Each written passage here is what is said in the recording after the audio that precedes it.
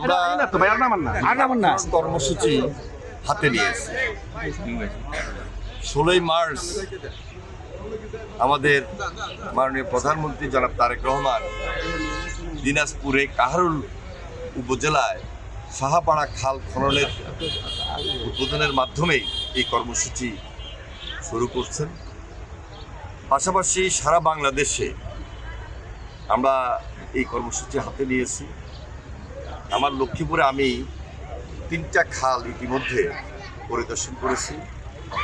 একটা হলো জকসিন, মান্দারি এবং আমিনবাড়ি।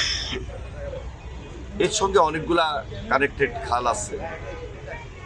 সবচেয়ে উল্লেখযোগ্য যেটা, যে খালগুলো আমরা খনন করব, কিন্তু এই খালের মধ্যে যে পরিমাণ বর্জ্য পড়ে আসছে বা দখল হয়ে আছে, এগুলা যদি আমরা কোনোভাবেই না সরিয়ে নিই, তাহলে খাল খননের যে বেনিফিট সেটা আমরা পাবো না।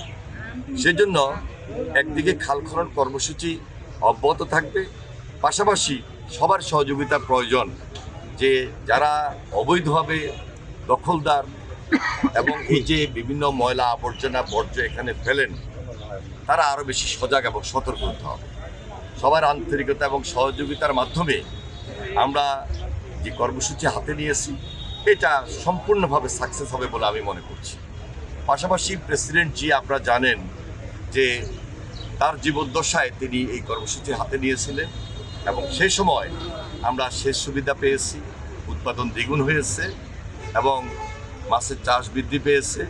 সব কিছু মিলে আমরা এলাকাটাকে স্বনির্ভর এলাকা হিসাবে করতে সক্ষম হয়েছি।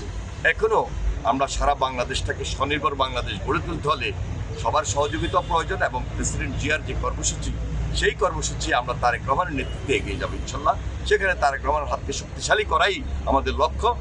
এটা দেশবাসীর প্রয়োজনে এবং এই দেশের মানুষের সুবিধা বা স্বার্থের কারণে। সুতরাং সবার আন্তরিকতা এবং সহযোগিতার মধ্য দিয়ে এই কাজগুলো আমরা সমন্বয় করেই আমরা নতুন বাংলাদেশ গড়ার জন্য যে অঙ্গীকার ব্যক্ত করেছি, তা আমরা সম্পূর্ণ করবো ইনশাল্লাহ।